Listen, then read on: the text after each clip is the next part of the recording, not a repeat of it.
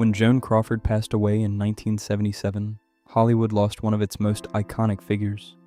Known for her relentless ambition and glamorous persona, she had risen from humble beginnings to become one of the most powerful women in film history. Yet behind the red carpet glamour lay a life of struggle, secrecy, and complexity. After her death, the opening of her estate revealed disturbing details that shook her family and fans alike. Poverty, obsession, and control were intertwined with triumph and fame. Crawford's life had always been complicated, and her death only deepened the fascination with the woman behind the legend.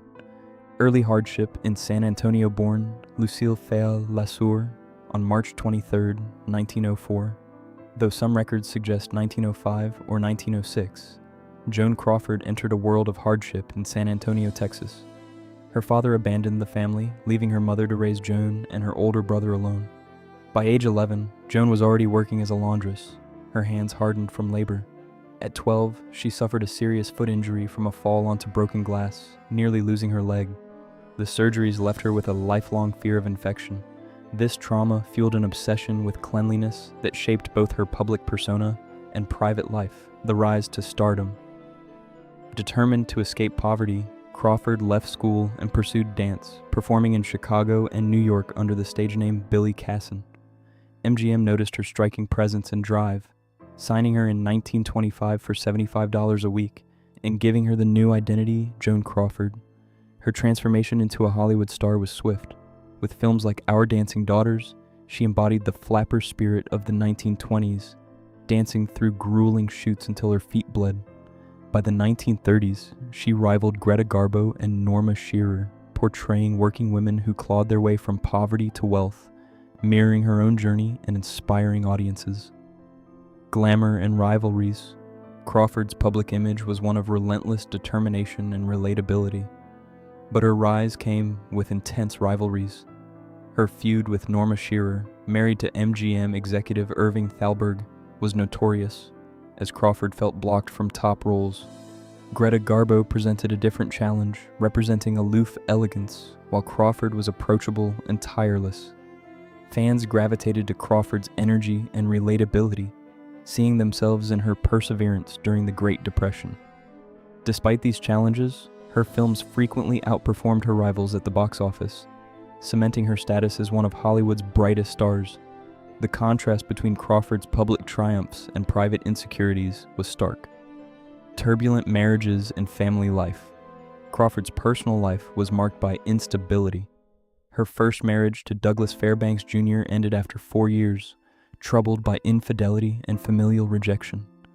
A second marriage to Frank Otone brought both passion and conflict, with rumors of abuse and public fights. Her third marriage to Philip Terry resulted in the adoption of a son, later named Christopher. Unable to conceive, Crawford adopted 4 children: Christina, Christopher, and twins, Kathy and Cindy.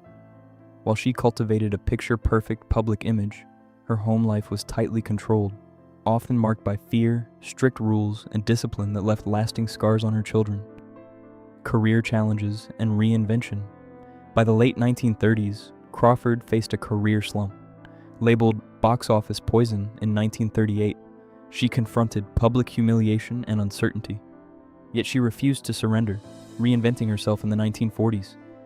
In 1943, after nearly 2 decades at MGM, she paid $100,000 to exit her contract, a bold gamble.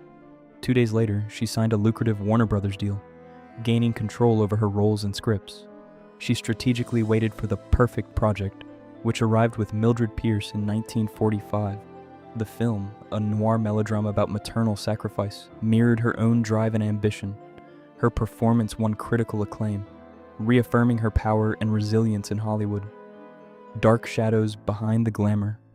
Despite her professional triumphs, Crawford's private life revealed a darker reality. Reports and memoirs from her children painted a picture of strict control, fear, and punishment within her home. Rooms were locked, and children were sometimes confined for misbehavior, fostering tension and anxiety. Evidence, like deep scratches on Christopher's former bedroom door, suggested extreme disciplinary measures. A secret safe discovered after her death contained personal letters, photographs, and records that revealed conflicts, guilt, and private vulnerabilities. These revelations highlighted a stark contrast between the public persona of a glamorous, disciplined star and the private struggles and strictness that defined her family life. The mysterious estate, Crawford's Brentwood mansion, El Jodo, became a focal point for the darker side of her legacy. Once a symbol of Hollywood excess, hosting stars like Clark Gable and Marlene Dietrich, the home later gained a reputation for paranormal activity. Cold spots, strange noises, and moving objects were reported by subsequent occupants. Some claimed to hear faint crying in the nursery or see ghostly figures in white gowns. Paranormal investigators suggested residual energy from Crawford's volatile household persisted. These stories, whether factual or imagined, reinforced the haunting impression of a life steeped in control, obsession, and the intense drive that defined Crawford's existence. Haunting artifacts and legacy. The strange legacy of Crawford extended beyond her homes. Items sold at auction reportedly carried eerie energy. Mirrors reflected unknown figures, and pieces of furniture unsettled their new owners. Letters and personal effects hinted at conflicts and hidden guilt. Whether interpreted as psychic residue or symbolic artifacts, these items amplified the chilling narrative of Crawford's life. Her strict control, obsessive cleanliness, and intense personality seemed to leave an indelible imprint, a haunting reminder of the pressures and obsessions that guided her. Fans and critics alike grappled with the contrast between the celebrated icon and the woman who struggled behind closed doors. Reflection on a complex life, Joan Crawford's life was a mixture of triumph, reinvention, and darkness. She overcame poverty, forged a legendary career, and captivated audiences with her strength and determination. Yet her private world reflected trauma, strict control, and unresolved insecurities. Her legacy is complex, a woman celebrated for resilience and glamour, but also remembered for the harshness she imposed on those closest to her. The revelations from her estate and the haunting stories surrounding her possessions highlight how fame and personal demons can coexist, creating a life and afterlife that remains both fascinating and unsettling. Conclusion. The enduring mystery. Joan Crawford built her life on discipline and ambition and reinvention, but her death revealed a story she could no longer control.